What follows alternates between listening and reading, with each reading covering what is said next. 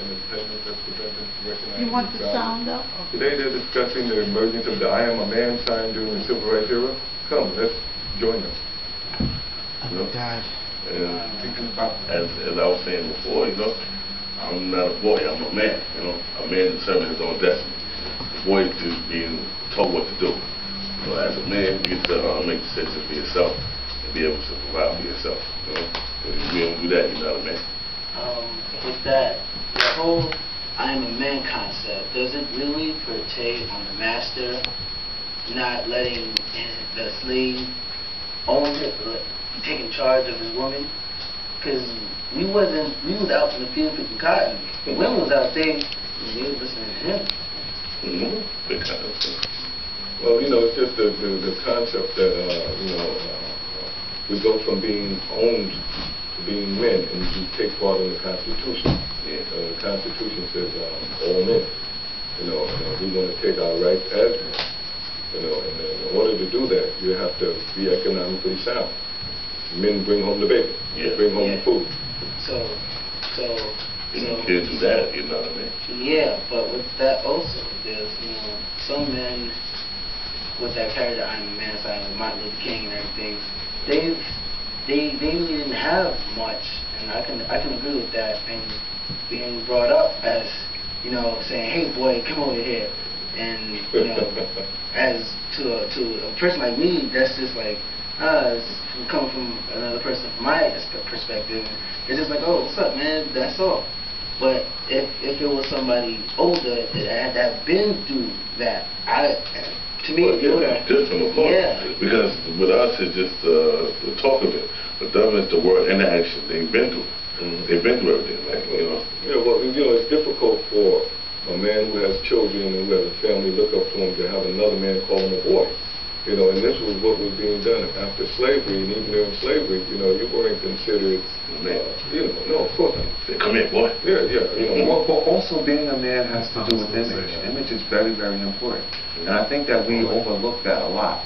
You know, even think about, like, you with your dreads and stuff like that, you know. It must be difficult for you not to be seen as ethnic, quote-unquote ethnic, or, you know, some kind of weed-smoking Bob Marley kind of person. I think I smoke weed. I don't smoke it. Or you selling it or something, you know.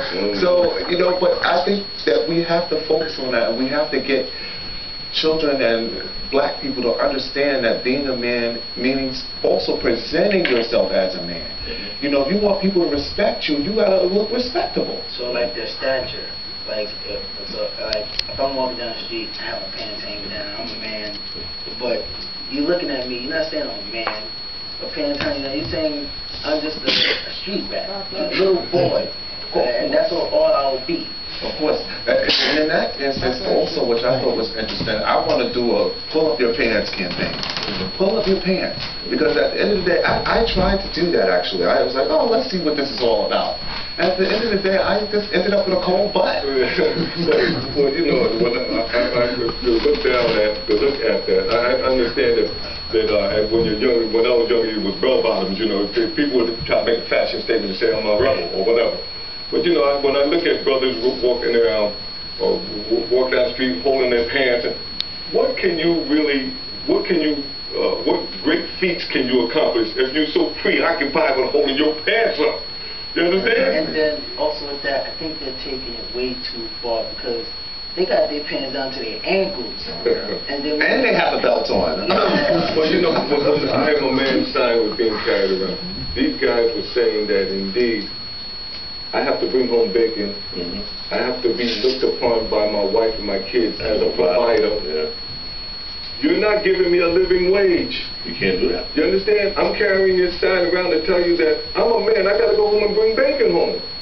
I can't do it on the 2 nickels you're giving me. Yeah.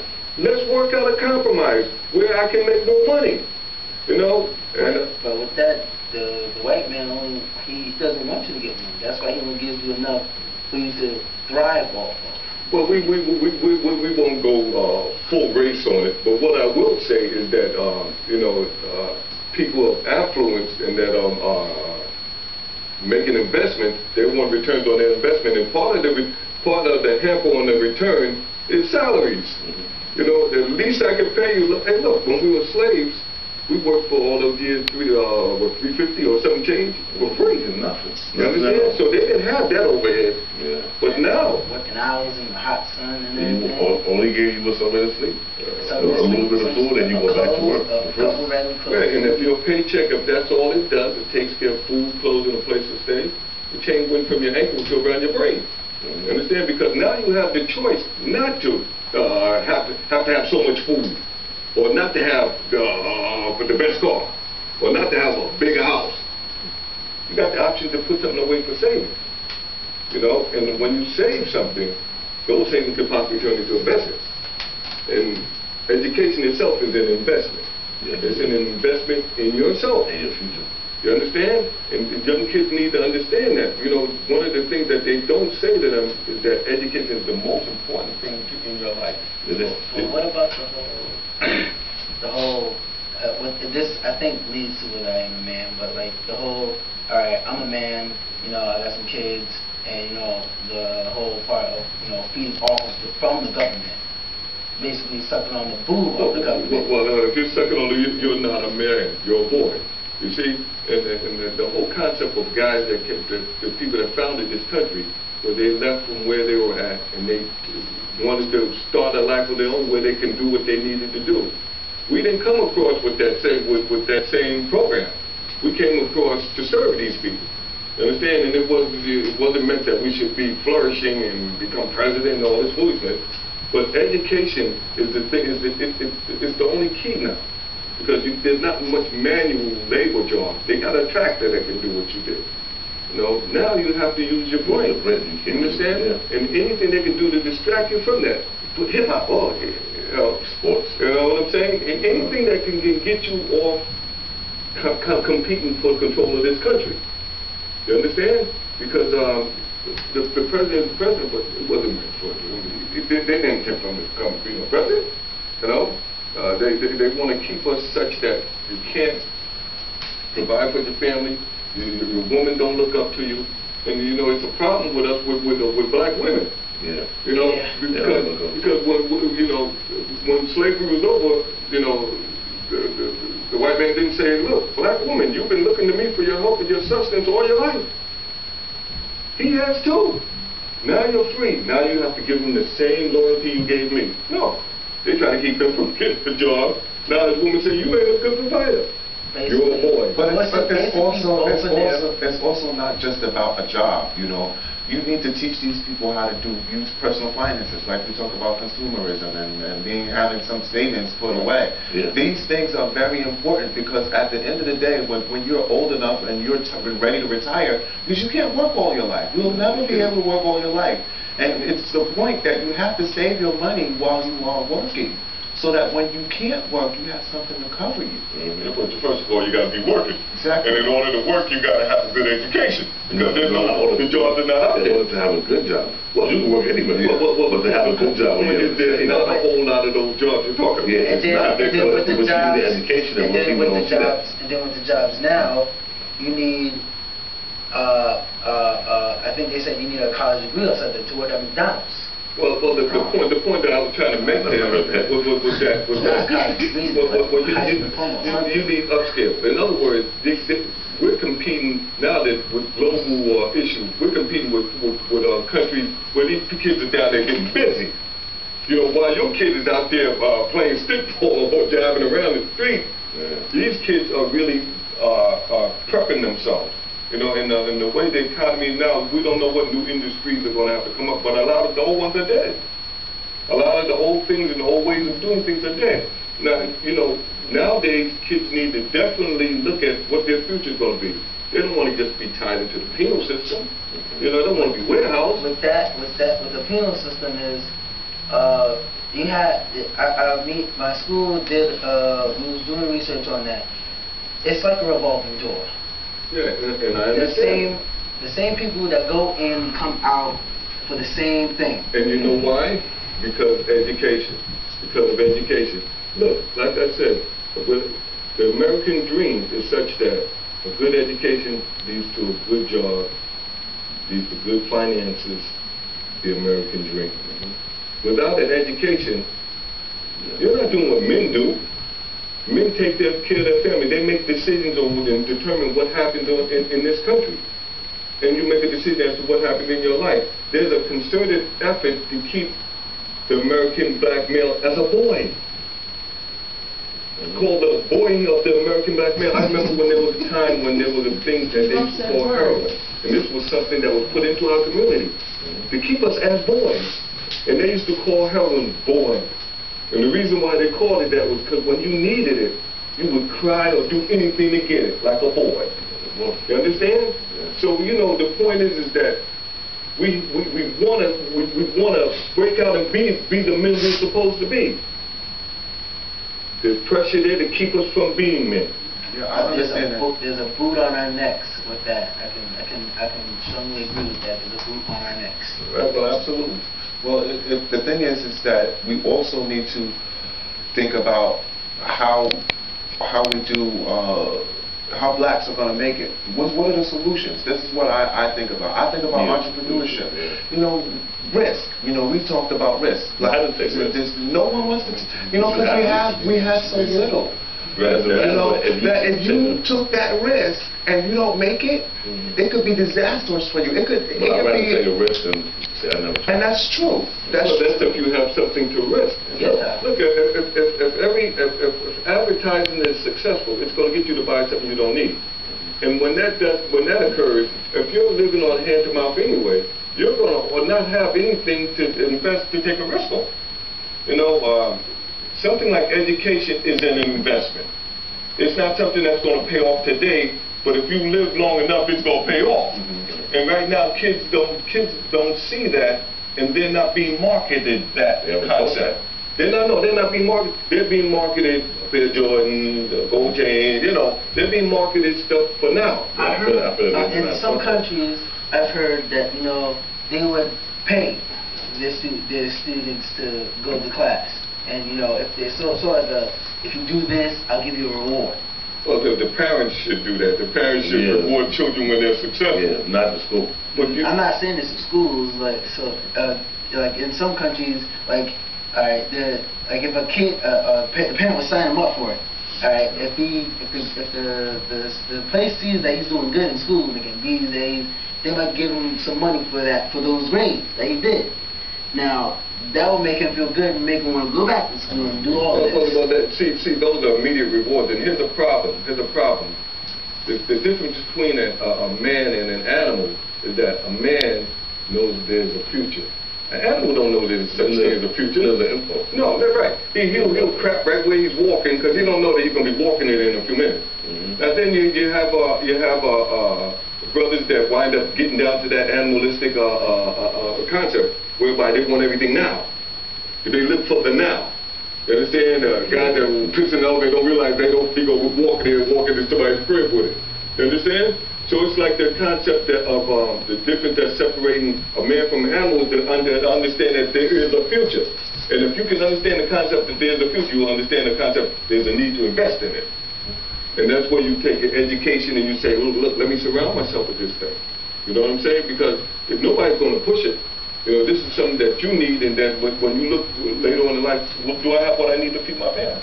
Do I have what I need to take care of my children? Will they see a good role model? But then, from my perspective, I see that they do look for the future. They run up trying to get some and everything, but then oops. I found out that she's pregnant, and then I have to be a man. Then oh my God, well, I don't know how to do this. And then so I gotta get money. Then there's a diaper thing, and then also you're still a kid. You still want to go out, and but then is this no time? Yeah, it's like baby dependent. Yes, and then you're caught up between having to grow up really quickly because of that mistake. Well, not mistake, but what you doing is not decision that you made. Oh boy, it's a man. At 16 or 17, becoming a father. It's different in this modern era, but back in the day, you got married at 14.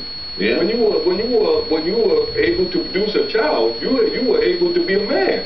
So you got married at that age, and you had to produce. You had to produce for your family at 14 years old. You know, now the guys look around at 16, the society is not prepping them to be men at 16. No. You know, at 18 you can go to war, you can die in the whole nine. You know, you need to really work on yourself, because when you have kids that are looking at daddy, you know, is daddy a daddy? Can he do what he needs to do?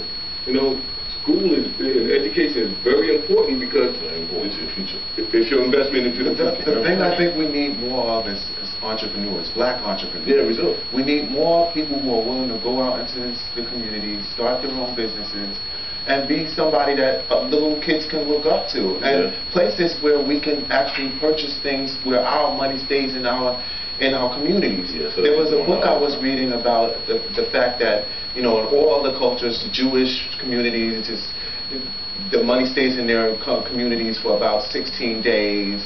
You know, whites 30 days. For us, it was 6 hours. Yeah. And we get it. You know why? You know why? Because we're so busy trying to get a pair of Jordan and trying to get the next bebop that's going on. These things are the things that's being marketed to us. But that's what it's about, Dad. It's image. You know, you're trying to get out there and put up this persona that you are somebody, when it's not even the right persona you want to put up. Like when you look out with the Jordans, and you may have $150 Jordans, $200, $300 Pradas on, or blah blah blah, but nobody thinks you really have any money when they look at you. You don't have a suit on. You don't have a tie. You don't look like you don't look like you are. Yeah. Well, it depends on what audience they're playing to. They're playing to guys that want to wear Jordans. But see, the thing is, okay, you got a pair of Jordans on, but that girl you gave a baby, that baby ain't got no pimp. You understand? But the baby has some Jordans, though. You understand? And that leaves the concept of what a man is a strength. You know, how can you be... A man is a smart thinker, and that's not a smart thinker. Well, not only that, but how can a man is back to a provider? You understand? As opposed to someone that's just thinking about the now. You understand? Okay, have some fun now, but remember, there's a tomorrow if you're here. If you're here, there's a tomorrow, and tomorrow you don't want to go unprepared. Education is so important, you know, to bringing you to where you need to be to take part of this American dream. You know, right now, you know, you say, well, why is the black folks so poor? Hell, when they were giving away the country and giving away all the land, you know, land is money. When they were giving away everything, we were still in slavery. Yeah. You know, and when we got out, it was done. There's nothing left. There's nothing left. And so all we are is a working class. Yeah. You understand? But you can even not be part of that class if you're not educated to deal with what work is coming through. You know, this is not no socialist system where we're going to take care of you even though. Yeah. You know, whether you live or die, why should someone else really care? You know, people that have affluence and have money, they don't really care if you live. What's that to them? You've got to care. You've got to care enough for your children that may be coming behind you. You've got to care enough for family that may care, that may need help. You know, don't just think about getting your pair of Jordans. How about you getting your mama something? Yeah, okay, but what about this? But what about this? All right, what about this? Give it to all right. A man gets his education. He becomes a man. He invests. He does all this. But he doesn't look out for his people. I don't look out for his brother's keeper, yeah. I don't look out for you. I see you on the street, and I'm gonna keep riding. I'm not gonna give you a second glance, cause I'm fine and you're not. Now, from my perspective, if I see that, now we're all brothers. I can lend a hand here and there, but you know, I'm not saying, you know, give me a handout. Just, you know, when I need your help, just say something. You know, don't just smack my hand away. Well, you know, the concept of helping each other is very important. I look at the new Wall Street movement now, and where they're discussing, you know, unfairness in the whole nine. You know, and when you look at the movement, you don't see very many blacks in it. And of course, that we are the 99%. There's very few of us in the 1%. You understand? 99% of us is in the 99%. You understand? But you know, it's that old idea that I heard when it came out of the Warsaw ghettos. You know, whereby when the Germans came and they they came for the tradesmen. So I wasn't a tradesman, so I didn't stand up, you know. And they came for these type of guys. When they came for them, I wasn't one of them type of guys, so I didn't stand up. And finally, they came for me. And there was nobody left to stand up. So this is why people should get involved. This is why people should get involved with helping each other. You know, because, hell, you know, me not helping you one day, you know, my daughter can walk in with your son or whatever, you understand? And I didn't help you, you know? But it's very difficult to get other races to help.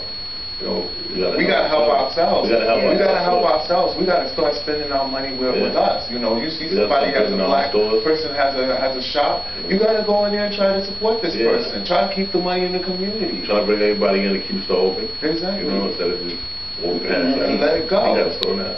Yeah. Well, well, I was just going to say, you know, it sounds real good, but you know, some of the problems with black businesses in the whole nine is very often we don't get the support we need. Look, man, look at the president. You know, any other white president would, once he Democrat or Republican, once he become president, they fall in line and help him. They work with him. This guy, they fought tooth and nail all the way even until the end. You know, to try to keep him from being successful. Why? You know, when as a black businessman, unless you really have something that they really need, you know. People, I don't think blacks really understand that entrepreneurships and businesses run this country.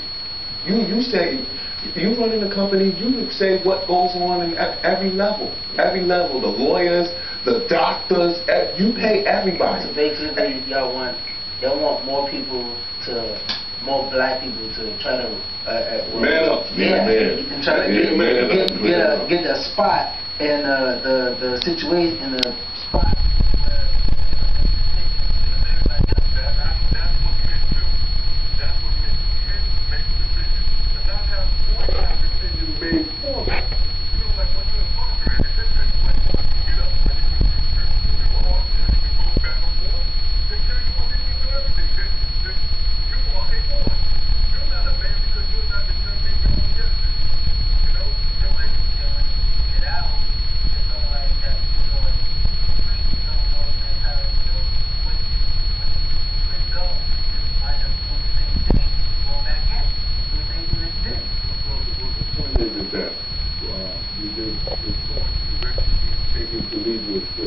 And this is the main thing when you get out. People like money because they take personal home. You can't get a job.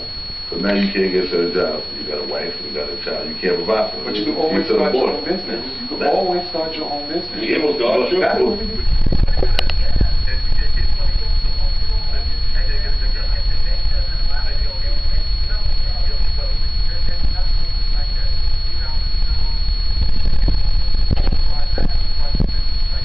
Call it something, at least you get you know how you get people. I don't think that I get the slow money. I don't want that. And then but it's kind of like a pyramid scheme. Well, the thing is, businesses are never fast. It's something that you are going to have to work at. It's hard work. Sometimes you're the only person there. Sometimes you're the only person to do everything.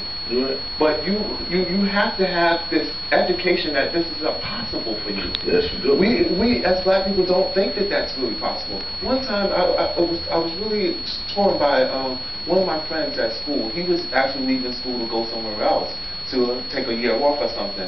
And he actually got on the street and sold all his stuff to pay for his ticket to get to California. I would have been so embarrassed to even be outside the stuff at that age, you know. But he was able to do that and had no problem doing it. Yeah, well, a business is a business, and indeed, like I said, we don't have a history of being trained for entrepreneurship. We were the commodity. You understand? We were the commodity. Right, we were the commodity. So now, you know, this evolution into entrepreneurship or manhood per se, or being able to pursue your own destiny. You know, these things are new things to us. Hello. So, you know, we need to really definitely get a hold to it and try to see if we can, you know, grab the horse by the reins. And because our women are not looking up to us. they have no reason to really look up to us. The powers that be are not going to put us in position or help us get in position for them to look up to us. We got to break it. We got to break them all. We got to break it. We got to do what we got to do to shine in the eyes of our I just wish that we as blacks could shine a light more on the opportunity that's here in America, you know, that we can do. If you get out there and sell things, you will be successful. If you try something hard enough, and put yourself hard enough, you have it like nobody else on the earth. It's that effort. It's that definitely struggle and the effort to do things, you know. You look at it and people become complacent and they don't want to get going, and you know, and then like I said, in school they're not curriculums where the kids understand and can move forward fast and learn how to be an entrepreneur, you know, do things that men do. You know, men take and they run the world, you know. Are they going to put you in a position so that you can do this? So that you can take and run the world? No, they're not going to do these types of things. You got to take and you got to struggle, you got to fight over and out again.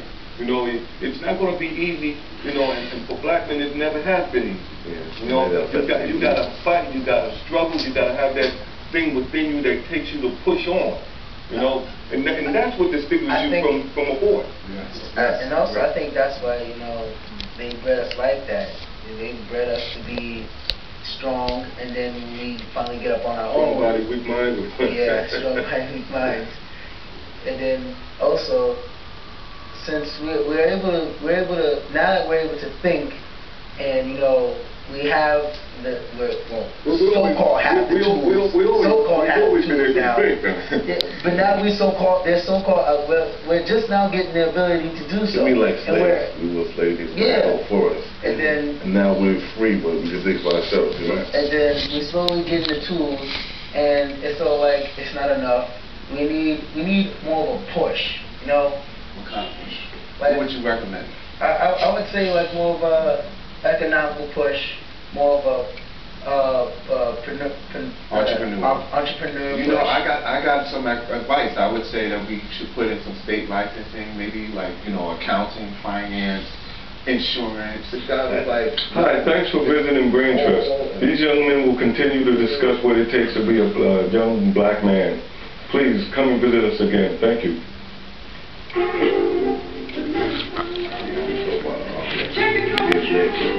Moving down the line.